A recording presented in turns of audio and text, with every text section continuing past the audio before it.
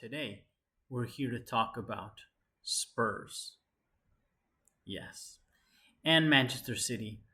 After, I got it written down here, after 52 games unbeaten at home, City lose for the first time in over 2 years. And now they've lost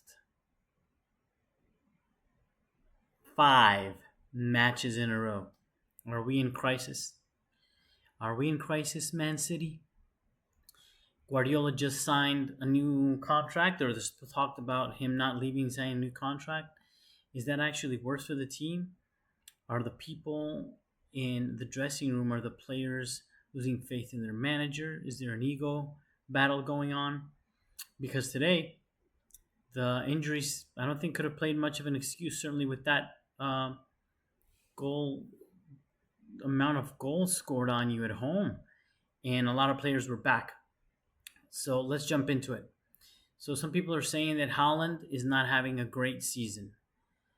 I don't understand that. I mean, yes, he misses goals, but he did that when he scored 7 million goals last year too. He misses goals quite a bit. He's not as clinical as you would think. City produces a lot of opportunities. However, yes, he's not maybe as clinical as he was, but the guy has 12 goals in 11 Premier League matches, man.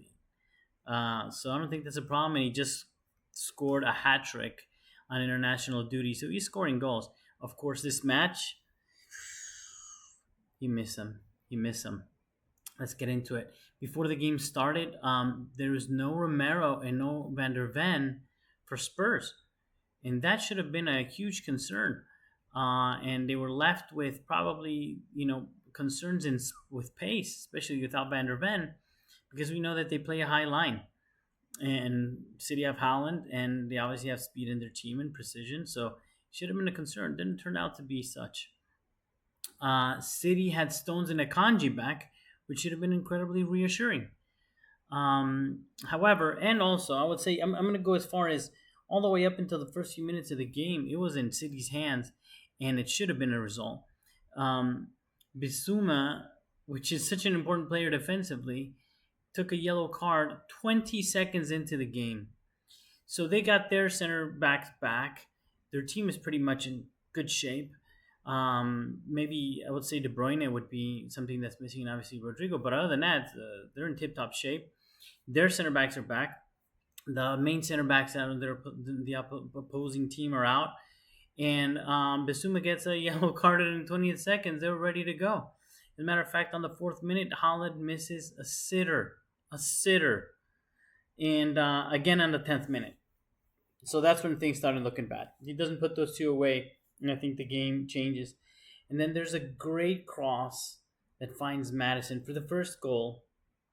It was Maddison's birthday. We'll get into that a little bit too. And there was an amazing cross from Kulusevski. Just sweet, sweet cross. Finds Maddison, who made an amazing run.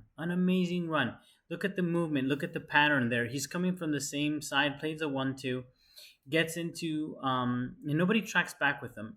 Gundogan actually tries to hand him off to the defenders, but it's too late, too much space.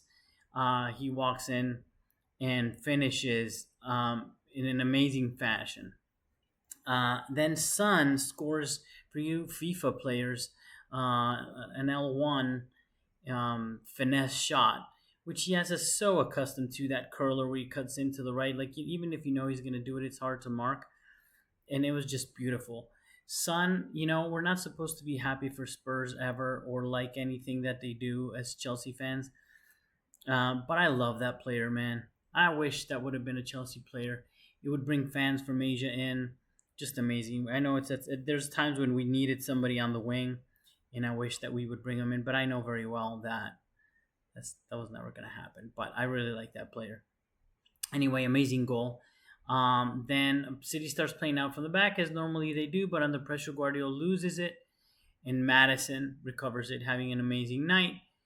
He plays another 1-2, first touch, and then just a Messi-level chip, man. The first touch is just delightful, and just a little chip over the keeper. World class, world class. I mean, what an amazing night for the guy. It's another player that we could have brought in instead of Drewsbury Hall, but whatever. An amazing night for him. Great play from Kulusevski after that. 2-0 down. Things are not looking bad. City, they're now looking bad for City. They're having a tough time. Then a great play again by Kulusevski, which had an amazing match as well. Great pass to Solanke, which we always got to speak some Chelsea here.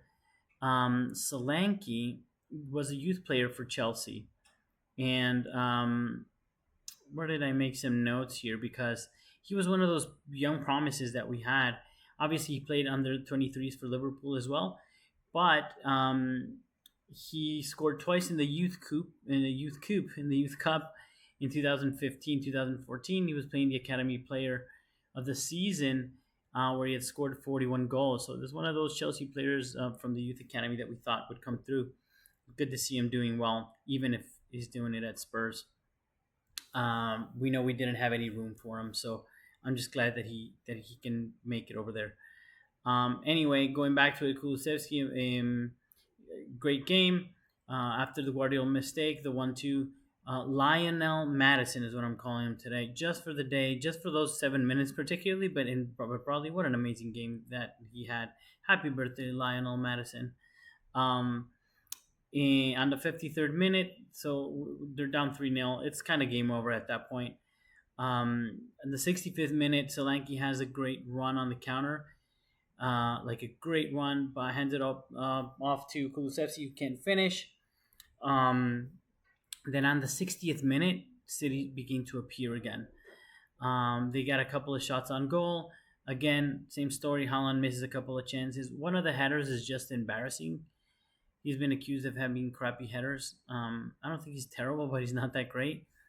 For somebody that tall, it's even worse because he's in space and it's a pretty good cross. It's pretty fast, but it's coming straight at him. He's not bothered by anyone, and he gets up in the air. It reminds me of like a kid that's a little scared to head.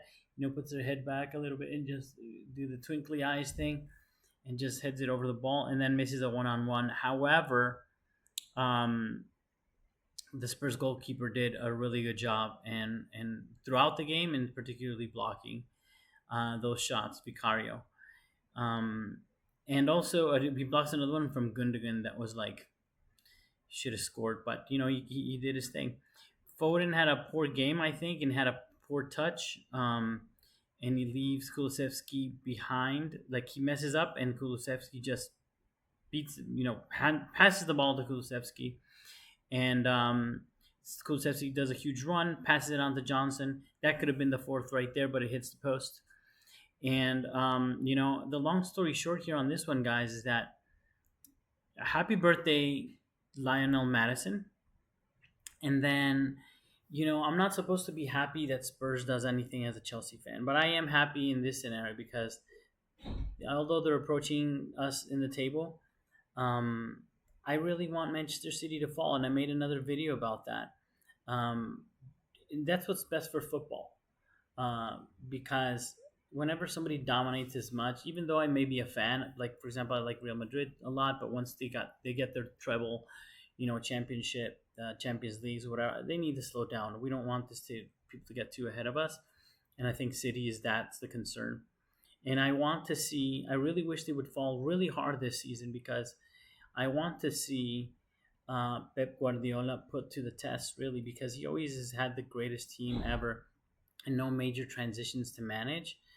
So if this is an era where he loses De Bruyne and Ederson and whatever the old guard, and he's able to build a good team, then a great team again and dominate. Then we would be talking, Fergie caliber, because that's what Fergie did. He had maybe 4 generations of teams and players that he created. So I think we deserve to see that challenge Guardiola be put through it, and let's see what he's made of in that aspect. He's proven that once he has the best team in the world, he can dominate, probably like better than any other coach.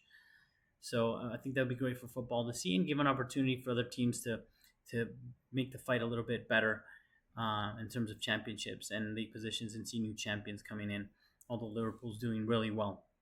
So again, 52 games unbeaten at home, lost the record today for the first time in 2 years. That's 5 games that Manchester City have lost in a row.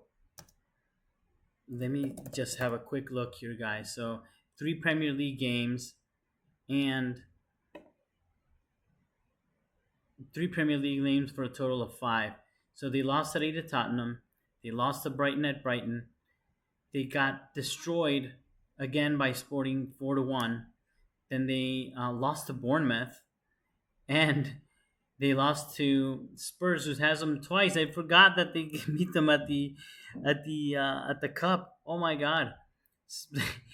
Tottenham scored 6 on them, with only 1 for City in the last 2 matches, 1 for the cup and 1 for this one. And they've taken 8 goals. So in the last 3 games, they've taken 10 goals. This is unbelievable. And no injuries can be an excuse for that, and particularly this game. In any case, congratulations, Spurs. Amazing match. Good for the Premier League.